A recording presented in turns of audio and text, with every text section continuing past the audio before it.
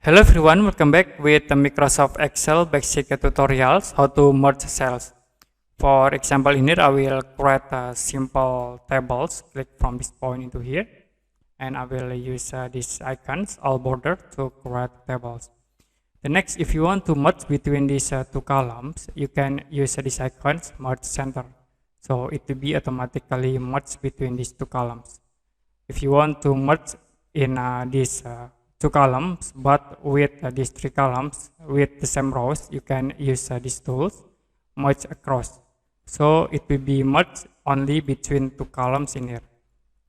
Okay, if you want to merge all, you only select these all selected columns and rows, and you can use this merge center. So it will be automatically merge these all columns and rows.